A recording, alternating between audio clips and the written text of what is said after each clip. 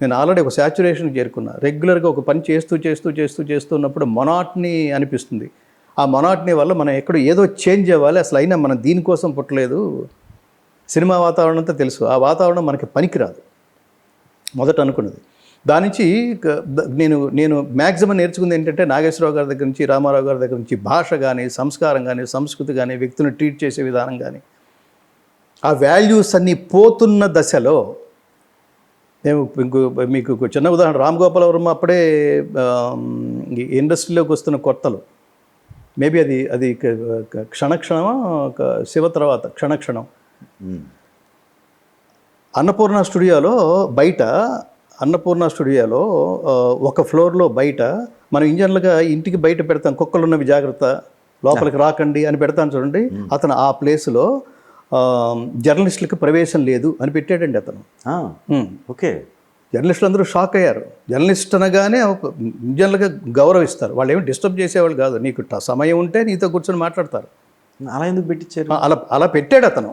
ఆయన పెట్టించారా లేకపోతే కదా ఆయన పర్మిషన్తోనే, ఆయన ఆలోచనే అది, జర్నలిస్టులకు ప్రవేశం లేదు అనేసరికి వీళ్ళందరూ షాక్ అయ్యారు. అది మేబీ నీ ఆలోచన కావచ్చు అది. అంటే వీళ్ళు వస్తే మనకి అసలు మనం తపస్సులాగా చేస్తున్నాం, వీళ్ళు వస్తే డిస్టర్బెన్స్ అని అనుకోవచ్చు. దాన్ని చెప్పించే పద్ధతి వేరుగా ఉంటుంది. బోర్డు పెట్టేసి ఆ కైండ్ ఆఫ్ విచిత్ర నేచర్ చాలా చూసాం ఇట్లా. ఆ తర్వాత కాలంలో ప్రొడ్యూసర్స్, అంటే హీరో వస్తే ప్రొడ్యూసర్ లేచి నిలబడ్డం, అట్లాంటి దుస్థితి ఇండస్ట్రీలో మొదలైంది. ప్రొడ్యూసర్ అనేవాడు నిర్మాత. పాప వేటూరు గారు కూడా దాన్ని విశ్లేషణ చెప్తుండేవాడు. నిర్మాత అంటే నిర్మాత, తల్లి లేనివాడురా, వాడు చివరికి ఇండస్ట్రీ అంతా వాడుకుని, వాడి డబ్బులే వాడుకుని, వాడిని అనాథలాగా వాడికి గౌరవం ఇవ్వకుండా ప్రొడ్యూసర్ని అగౌరవపరిచే ఇండస్ట్రీ ఏదైనా ఉంది అంటే ఒక సినిమా ఇండస్ట్రీని అంటుండేవాడు ఆయన. ఒకప్పుడు సినిమా ఇండస్ట్రీలో దుక్కుబాటి మధుసూదన్ రావు గారు కానీ చాలా గొప్ప వాళ్ళందరూ, వాళ్ళు రామానాయుడు గారి శకం వరకు, రామోజీరావు గారి శకం వరకు వాళ్ళు సెట్లోకి రాగానే అందరూ లేచి నిలబడేవాడు. అది గౌరవం, అదేమి ఈగోకి సంబంధించింది కాదు అది. అతను లేకపోతే, అతను పెట్టుబడి పెట్టకపోతే, అతను అనేవాడు యూనిట్ని స్థాపించకపోతే, క్రియేట్ చేయకపోతే ఎక్కడుంది? ఈ సబ్జెక్ట్ నాకు నచ్చలేదు అన్నాడు అనుకోండి ప్రొడ్యూసరు, అయిపోయింది, ఆ సినిమా ఆగిపోయింది. అవును, అలాంటి వాడికి ఎంత గౌరవం ఇవ్వాలి? ఒకళ్ళొకళ్ళు గౌరవం. ఆ తర్వాత కాలంలో హీరో వస్తే ప్రొడ్యూసర్ నిలబడే స్థితికి వచ్చిన తర్వాత ఇండస్ట్రీలో మార్పులు అవన్నీ చూసిన ఆ టైంలో ఇట్లాంటివన్నీ కూడా ఆ మొనాట్నెస్ అదంతా పెరిగిపోయి, అది నేను డైజెస్ట్ చేసుకోలేక అప్పుడప్పుడే కొత్త తరం హీరోలు వస్తున్నారు, వాళ్ళని సార్ అని మనలాంటి వాళ్ళు అనలేము. అదో ఓకే, వీళ్ళందరూ బొడ్డు ఉన్న వాళ్ళు, అందరూ 10th క్లాసు ఇంటర్మీడియట్ తప్పిన వాళ్ళు, వీళ్ళందరినీ మనం ఇంత క్వాలిఫై, చాలా ఇండస్ట్రీ, గుడిపూడి శ్రీహరి గారు చాలా పెద్ద వాళ్ళు, వాళ్ళు సార్ అని ఎందుకంటారు? వీళ్ళు వస్తే వాళ్ళు లేచి నిలబడాలి, అది మర్యాద. ఇప్పుడు నేను వస్తున్నానంటే నువ్వు లేచి నిలబడ్డావంటే అదేమి ఈగోకి సంబంధించింది కాదు. ఒక ఆర్గనైజేషన్ నీ దగ్గరకు వచ్చిందని, ఒక గంగాధర్ అనేవాడు నీ దగ్గర రావడం కాదు, ఒక ఈనాడు వచ్చింది. అలా కదా ఫీల్, ఆ మోడ్లో కదా. అది చిరంజీవి గారు శకం, చిరంజీవి, బాలకృష్ణ, నాగార్జున, వెంకటేష్, ఆ తరం వరకు.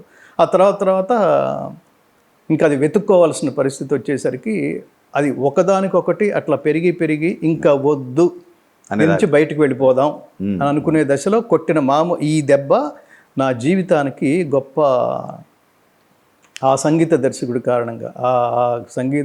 కారణంగా అతని ఉచ్చారణ దోషాలని నేను ఎంచి చూపించడం కారణంగా, అతను రిసీవ్ చేసుకోలేని స్థితిలో ఉండటం కారణంగా, ఆ ఇమేజ్తో కంప్లైంట్ ఇవ్వడం కారణంగా, ఈ నిర్ణయం తీసుకోవాలనుకునేవాడికి కూడా మనకంటే ఆ బయటవాడి ఇమేజే గొప్పదని ఇతను భావించడానికి, జ్ఞానానికి ఇతను అలా అనుకోవడం భాగంగా ఎందుకో ఆ సీక్వెన్స్ అది నచ్చక. నిజంగా చాలా మంచి ప్రోగ్రామ్ అండి ఇది. శ్రవణానందలు ఆ రివ్యూలు ఫాలో అయ్యేవాళ్ళు. ఆడియో కంపెనీస్ ముందు గంగాధర శాస్త్రి గారికి ఇవ్వండి, 4 క్యాసెట్లు పంపించేవాళ్ళు, ఎడిటర్కి ఒకటి, పక్కన జర్నలిస్టులకి, దీన్ని నిర్వహించే వాళ్ళకి అంత వాల్యూ. నేను ఆడియో కంపెనీస్కి వెళ్తే వాళ్ళు చాలా సీట్లోంచి లేచి నిలబడేవాళ్ళు. ఈ వారం రిలీజ్ అయిన క్యాసెట్లు ఈవి స్వామి, మంచి అట్లా హిందీ క్యాసెట్స్ ఇచ్చేవాళ్ళు. శ్రవణ నా దగ్గర ఇప్పటికీ అదేదో పాత గుర్తుల్లాగా, ఇవి కాక నేను కలెక్ట్ చేసినవి అవి కొన్ని వేల క్యాసెట్లు ఇప్పటికీ మన ఫౌండేషన్ గదిలో ఉంటాయి. వాటిలో ఎంత గొప్ప సంగీతం, ఎంత గొప్ప సాహిత్యం, ఎంత గొప్ప సరస్వతి. సో ఇప్పుడు ఓకే, మీది ఇది 5వ ఉద్యోగం, మరి 6వ ఉద్యోగం ఏంటి? ఆరోది ఉద్యోగం కాదు, సద్యోగం. నన్ను ఎప్పుడు అడుగుతుంటాను ఈ రెండు, మీరు అడిగారు చూడండి.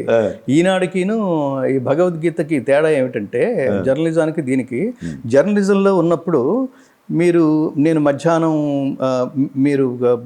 మీరు ఎప్పుడైనా ఉద్యోగం చేయండి, మాకు అనవసరం. మీరు 3 గంటలకల్లా వచ్చి 3 గంటలకి డెడ్ లైన్, 3 గంటలకల్లా వచ్చి మీరు రాసి 4 గంటలకల్లా ఇస్తేనే నెక్స్ట్ డేకి ప్రింట్ అవుతుంది.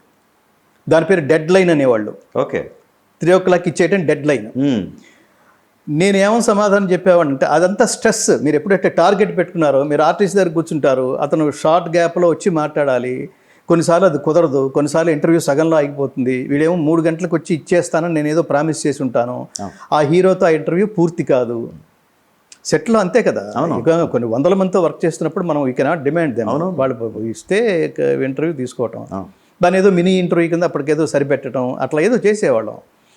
కానీ స్ట్రెస్ అయ్యి ఎండల్లో స్కూటర్ వేసుకుని మజ్జిగ తాగడానికో కొబ్బరి నీళ్ళు తాగడానికో డబ్బు ఉండేది కాదు. అప్పుడున్న 4,000 5,000 శాలరీకి, అప్పుడు 4,000 అండి. నేను ఈనాడు నుంచి బయటకు వచ్చే టైంకి కటింగ్లు పోను నా శాలరీ 4,500 ఎంతో 90sలో.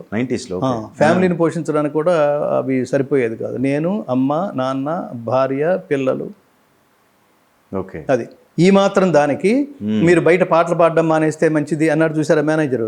ఇప్పుడు ఆఫీస్ అంతా టైం అయిపోయిన తర్వాత రవీంద్ర భారతిలో వెళ్తూ 4 పాటలు పాడితే ఒక 1,000 రూపాయలు వస్తే అదేదో ఇంటికి చేదోడుగా అది ఉపయోగపడుతుంది అనుకుని వెళితే, అది కూడా జలస్తో అలా మాట్లాడడం అనేది నేను చాలా హర్ట్ అయిపోయాను. మా దగ్గరే ఒక గాయకుడు ఉన్నాడండి, మేము గర్వపడుతున్నాం అంటే మళ్ళాంటి వాళ్ళు ఆనందపడతారు. అంతేగా మరి. ఇట్లాంటి వాళ్ళు కోట్లలో ఉంటారు కదా. కరెక్ట్. మీరు కోట్ల మంది గాయకులను తయారు చేసేయగలరా? You cannot. సో అదే నేను ప్రారంభంలో చెప్పినట్టు, ప్రతిదీ జీవితంలో ఎదురుపడే ప్రతి వ్యక్తి మనకి చాలా గొప్ప అనుభవం, పాఠం. సో నేను ఆయన ఒక రకంగా మనకి మీకు టర్నింగ్ ఉపయోగపడ్డాడే ఖచ్చితంగా కదా, ఖచ్చితంగా. అందుకని ఆ తర్వాత కాలం బయటకు వచ్చేసిన కాలంలో ఆయన ఎప్పుడు కనిపించినా థ్యాంక్స్ చెబుతున్నా. నేను కారులో దిగేవాడిని. ఓకే, ఆయన అద్దె కారులో వెళుతూ ఉండేవాడు, కంపెనీ ఇచ్చిన కారులో వెళ్తుండే. నేను కారు దిగి ఆయనకి నేను కారు పక్కకు తీసుకుని నేను నమస్కారం చేసి కృతజ్ఞతలతో నమస్కారం చేసి, మీరు క్షేమంగా ఉన్నారా గురువు గారు, అట్లా నేను పలకరిస్తుండేను. సో మీకు చెప్పినట్టు ఆ రెండింటికి తేడా ఏంటంటే, ఉద్యోగంలో డెడ్ లైన్ పేరుతో ఉద్యోగం చేస్తుండేవాడిని. ఈ టైం లోపల ఇచ్చేయాలి, లేకపోతే ఈ వారం ఇంటర్వ్యూ రాదు, లేకపోతే ఈ నెక్స్ట్ డే ప్రింట్ అవ్వదు. రైట్, అంతే కదా. భగవద్గీతలోకి వచ్చిన తర్వాత, భగవద్గీత అంటే లైఫ్ లైన్, ఇది జీవన గీత.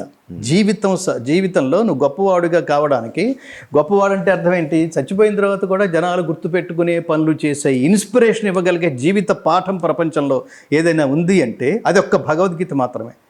సో ఆ డెడ్ లైన్లోంచి లైఫ్ లైన్లోకి వచ్చాను అని చెప్తుండేవాడిని. ఓకే, భగవద్గీతకి ఈ సద్యోగానికి ఈ మార్గాన్ని ఎంచుకోవడానికి ఇది చాలా గొప్ప ప్రశ్న. ఈ మార్గాన్ని ఎంచుకోవడానికి నేను కారణం కాదు, ఇది నేను డెస్టినీని బాగా నమ్ముతాను బలంగా. మీరు చేసే కర్మ ఫలమే ఇప్పుడు మీరు ఏడుస్తున్నా నవ్వుతున్నా, ఇది గుర్తుపెట్టుకోవాలి. ఓకే, మీరు ఆనందంగా ఉన్నారు అంటే, మీరు ప్రశాంతంగా ఉన్నారంటే, ఒకప్పుడు మీరు ఆచరించిన ధర్మ ఫలం ఇప్పుడు అనుభవిస్తున్నట్టు లెక్క.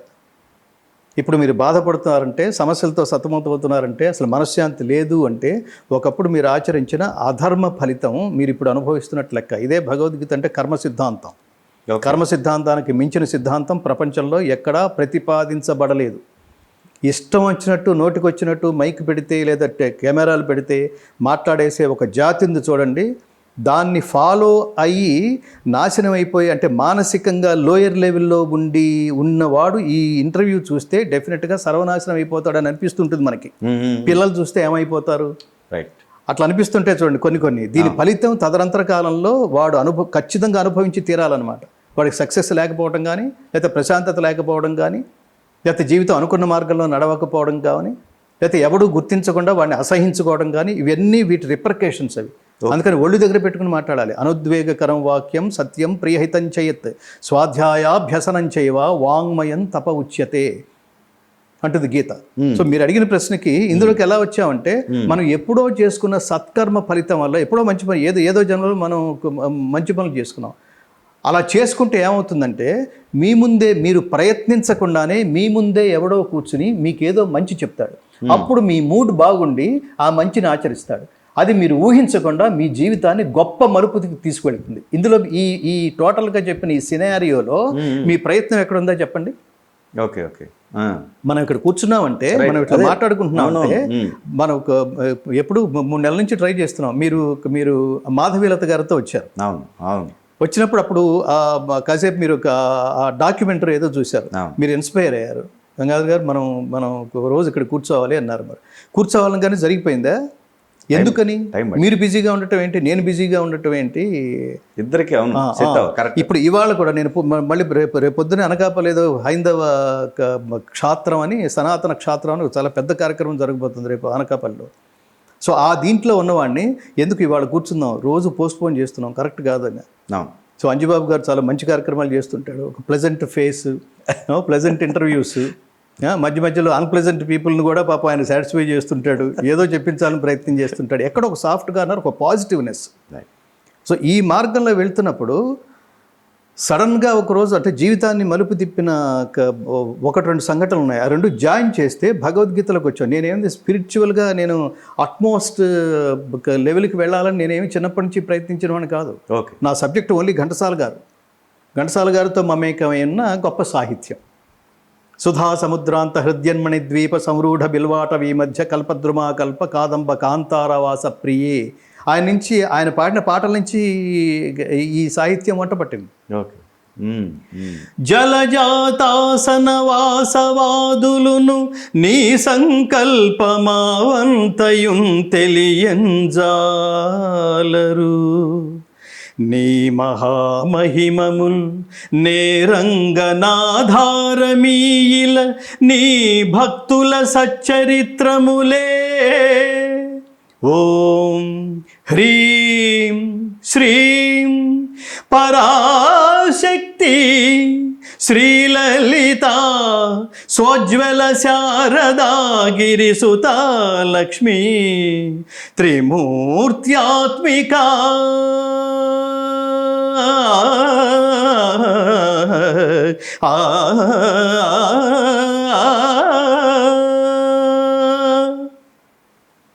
గొంతులో ఉన్న మాధుర్యం అది.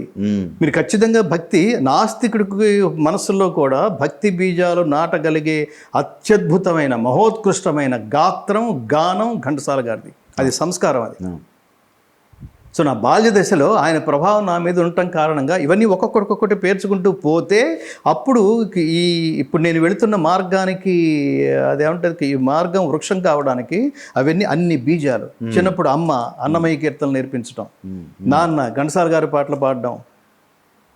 చిన్నప్పటికి మీకు ఏదైతే చెవికి సోగుతుందో, ఏదైతే చిన్నప్పటి నుంచి కన్ను దర్శిస్తుందో దాని ప్రభావం మీ హృదయం మీద, మీ మనసు మీద చాలా బలంగా ముద్రపడి ఉంటుంది. ఓకే. అది తెలుసుకుని దీన్ని నెక్స్ట్ లెవెల్కి తీసుకువెళ్ళటం ఎలా అని కనుక మీరు నిరంతరం ఆలోచిస్తున్నారనుకోండి, ఈ ఆలోచనే అది తపస్సై మిమ్మల్ని డెఫినెట్గా నెక్స్ట్ లెవెల్కి తీసుకువెళ్తుంది.